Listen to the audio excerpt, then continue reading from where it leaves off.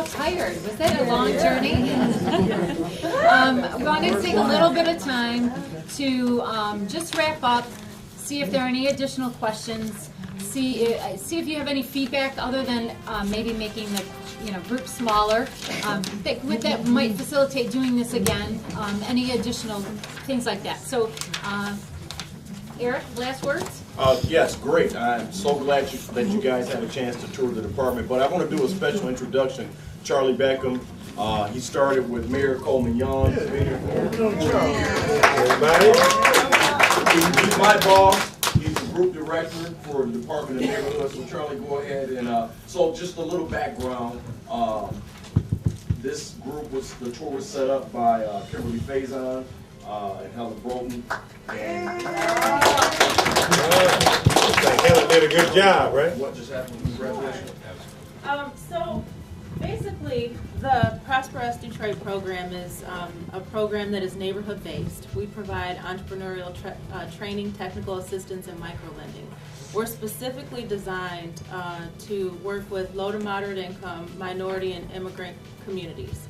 And so this program is very grassroots. Now, it doesn't mean that you have to be low to moderate income, you don't have to be a minority, you don't have to be an immigrant, but the idea is that we're focusing on the neighborhoods and that the entrepreneurs actually build up the neighborhoods and kind of use their talent as a part of the economic revitalization in their neighborhoods. And so these are just a small fraction of the folks who have gone through our program who bring their talents and their wisdom today, and we want to make sure that they're compliant with city regulations so that they can be as prosperous as they can be. And so the idea today was to make sure that they know how important it is to be compliant with the regulations, and but it's also an opportunity for the city to kind of talk about what it takes for the customer service to be enhanced, to be able to work with folks such as those that we have here today. So that's how this all came about. Good. That's absolutely fantastic. As Eric says, we BCED is a part of the Neighborhoods Department. We're here to service you all. We want to make sure that all of the things that you do are correct. So if you need help from this department, certainly come down and see David and Eric and Helen and all the folks down here. We've gone through some special customer service training so that we serve you better. Make sure you get all of the right permits, because if you don't, you're going to hear from Eric's people. We're going to do the inspections down the road, so if you don't stay compliant, you're going to see him again. But we want to do that in a friendly and welcoming manner. We recognize, and the mayor recognizes, that neighborhoods are the future of Detroit. As we speak now, the judge is releasing us from bankruptcy. And so we're ready the city is on its way up, and it's up to folk like you all in the neighborhoods to really make this happen and make Detroit realize the potential that it really has. So this was great that you guys came in. Hopefully we can do this again, Eric. This was great. Eric's doing a great job. We're getting bigger and better. We're doing some reorganization. As I mentioned before, we're doing some customer service training with all the people that are at the front desk. So that every time you come down here yelling and screaming and mad at something, they're going to return a smile to you. And we're going to solve the problem. That's a new day in Detroit. So, again, thanks you all. Thanks for coming. So we just had the Honorable Councilperson Castaneda Lopez join us, so come on up.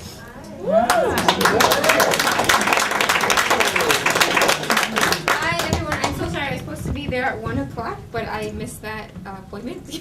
So here I am now. My name is Raquel Castaneda Lopez. I represent District 6 on City Council. Yay, District 6. Some of you might live in District 6. And I'm a Prosper Us alum. Before I was going to run for council, I wanted to open up a gelato shop. That was kind of like a social enterprise in that I would provide mentorship and educational supportive services to young people in the community, but the storefront would actually be a gelato shop. And at the end of my Prosper Us class, I actually was recruited by several of my colleagues. So when you do your final presentation in Prosper Us, rather than them letting me present my business plan, they all asked me, are you going to run for city council, and if so, why? So essentially, they made me practice my so that was my graduating piece. Wow. And then I ran for council. So, but Prosperous is a program that's very special to me, and I'm really excited and glad that you were able to come down, because I think a lot of the challenges really have to do with demystifying the process. And breaking down some of the cultural barriers that exist. And when I say cultural barriers, not necessarily in terms of race or ethnicity, but just the culture of how city services work or don't work sometimes, and making it less scary for people, and really building relationships with the people who are going to be giving you permits or licenses to get your business up and running. So whether you live in District 6 or not, we are here as a resource. I brought Paul Kosiniak, if you're going to slide in the room here, who works in my office. He runs the community and resident services within District 6. If you aren't in the district, we will refer you to your council member or whatever resource that we can. I will pass around my cards. Hopefully I have enough. I don't know if I do or not. We have people in our office that do speak Spanish as well as speak Arabic. We know that sometimes language is an issue, and we will be working with the city, the mayor's office and administration to work on translating documents and developing some kind of translation system so that programs and information are accessible as possible in different languages. So I think this is the end of the visit. Right? You guys are all heading out. So thank you so much for coming down. Hopefully it was helpful and productive, and it helped ease some of your concerns and maybe fears about opening your business and engaging with the city as a whole. And good luck to you. If we can ever be of help, feel free to give us a call. Thank you. Thank you. So I understand that you guys are about to participate in a wrap-up session, and just want to say I met with the council person earlier today, and we were talking about programs just like this that educate the community. So this is not the last time that we will meet with you and other groups. But what I would like to do right now is, before you guys start, I would like to hear just from a few people what you learned during your tour here. Anybody, volunteer. Well, it looks like it was one big festival. I learned I can come see you. Right. Got all your names. Yes, definitely. Yes, sir. Well, I learned that there's a process that a person needs to do before they really spend any money, any money at all. Yes. You know, you need to get up here on the 4th floor Exactly. before you could go to the store. Exactly. Start So, work. you know, but it really enlightened my mind, and I'm glad that I came, and I appreciate you guys being here for us. Everything that Prosperous has done has been unique, as they don't let us fall through the crack. They call us and they say, hey, we got this going on, come on, let us teach you a little bit more. So I appreciate y'all being here. Appreciate Prosperous calling me again. Keep on calling. I'm soaking it up. Programs or anything going on with the city since they're trying to rebuild neighborhoods? And is there any opportunities people can jump on, or is there some type of maybe even abatements or things like that, you know, bring up the neighborhood? Are there any things out there that the city's offering? Yes, I mean, with the land bank, I know you probably had an opportunity to look on the website for some of the houses that are being auctioned. I mean, I know we're still working out the process for the side lot. Yeah, that's still coming. That's the biggest thing we're working on now, are the auctions. Anybody's eligible for that. I mean, there's some basic criteria, but if you go on builddetroit.org, we've got auctions going on almost every week at open houses. We've been down in District 6 a few times. We are a few weeks away from bringing up the side lot program, where if you live next door to what is a vacant lot, you'll be able to ultimately get that for $100. There's going to be a process for that. That's good. That's going to be coming in a few weeks. We don't have it in place yet. We're still working with City Council, and we're very close to putting that program together. We do have a program called Community Partners, where if you have a nonprofit organization in the area, you can sign a community partnership agreement with the Detroit Land Bank Authority, and you can buy more than one piece of property. If it's a church or a different kind of a nonprofit, and you want to buy a block of homes and get residents into them, that's a deal that you can put together. So all of that's coming out in the next 30 to 60 days as we begin to redevelop what we're doing in the neighborhoods. We started a commercial demolition program where we're identifying commercial property, both city-owned and privately owned, to see if we can clean up some of the commercial property blight that is going on in our neighborhoods. So in the next 6 months to a year, you'll start to see a lot of activity in the neighborhoods that are outside of downtown and midtown. So we're coming down to District 6 and try to do a lot of things down there for those of you all in District 6, but it's going to be a citywide effort. Is there anything specific as it relates to business owners buying the properties, the commercial properties, along the most disenfranchised, There will be, we're a ways away from that yet, but very soon we will be. We're going to do the same thing with commercial properties okay. that we did with the residential property. Okay. When we own the property, hold title, if it's rehabable, we'll put it up for auction. Okay. If it's demolishable, then we'll demolish it. And so Okay. that's going to help to do. So we're going to use that same philosophy that we use for residential property for commercial. So that's coming to the various commercial districts. And I think we've identified at least 2 areas in District 6. But we've identified a minimum of 1 and sometimes 2 in each of the other districts. So we'll be out of Livernois 7 Mile, Livernois 6 Mile, Grand River, Greenfield, Grand River Schaefer, going out that way, Gratiot, Michigan Avenue, down in Southwest. And so the whole issue is being able to have title. It's a lot easier for us to dispose of the property if we in fact have the title. Now, if we don't, we have the nuisance abatement law, which we've been doing. We've filed probably at least over 300 nuisance abatement suits now against private owners that have operated their property to the extent that it's a blight to the rest of the community. The way the law is set up, that once we file a suit, it goes through the legal process, which takes about 120 days.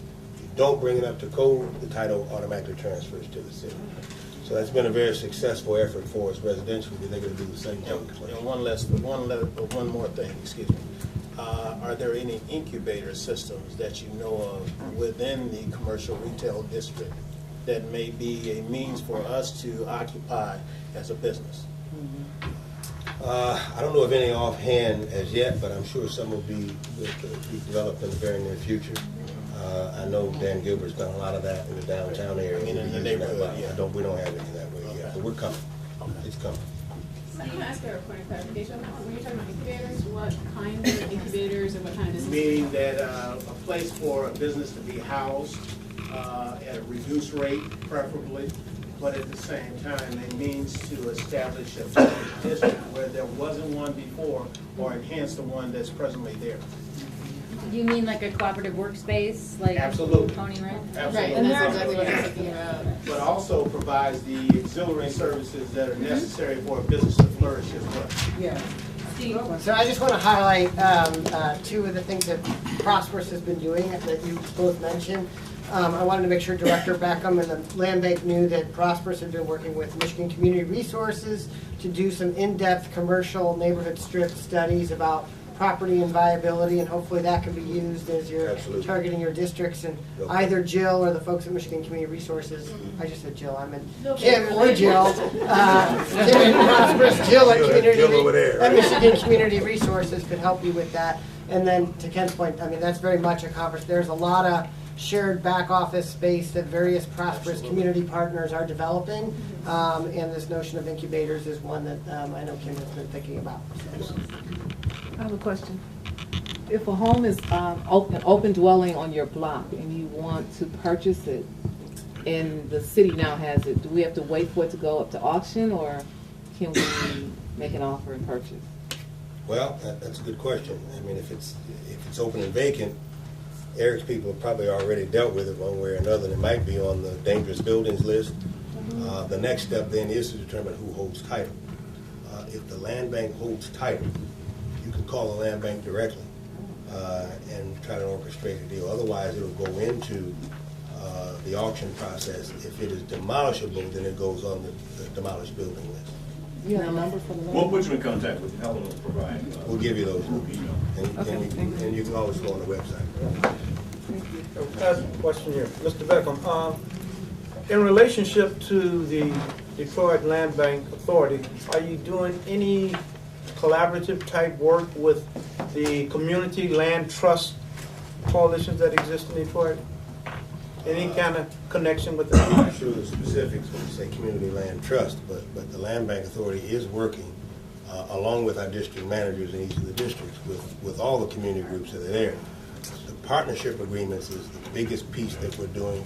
Any nonprofit group can come and sign a partnership agreement with the land bank, and we'll put together any kind of a relationship or deal that you want to do with respect to property in that area. So the key is being a nonprofit and signing a partnership agreement, and then it's whichever way we want to go with it. Yeah, I know the Community Land Trust Organization have a problem with acquisition, and Detroit Land Bank Authority has a problem with disposition. So we're solving the disposition problem. I mean, there is a specific definable plan. It's an arduous task we have. I mean, we're on our way as a city and the Land Bank Authority to owning 90,000 pieces of property in Detroit. So pretty soon any vacant piece of property, whether it's a structural or not, ultimately will be owned by the city of Detroit through the land bank. And the disposition of that is needless to say, the largest challenge. This summer we got up to as high as 250 houses a week demolishing, and that just doesn't even scratch the surface. So it's a big task we have ahead of us. So anybody that can help the city with the disposition of that property, we're interested. okay, good. Thank you so much, Charlie, and all of you. We just to respect your time, we said 3 o'clock. How about I'll throw out my phone number. If you have any specific questions that you think I may be able to assist with, I would probably refer you to someone else, but that's part of my job. So I'm at 313-628-2459. And again, my name is Helen Broughton. Thank you. So we're going to let you all get to your meeting and your discussion, but thank you again, and you're always welcome here at BC. Thank you. Thank you, sir. I appreciate it. Everybody take care now. Oh, you're welcome. Take care, folks. If you do have any suggestions to do the tour better, or questions that remain that could be better clarified, I'd love to hear back from you. So in other words, please use your survey. We gave everyone a survey at the registration table, and you can complete that while we're on the bus. But we will share the survey results with the city so that they understand if they do this in the future, how they can learn from your experience. So at this time, we're going to conclude here. We're going to head back to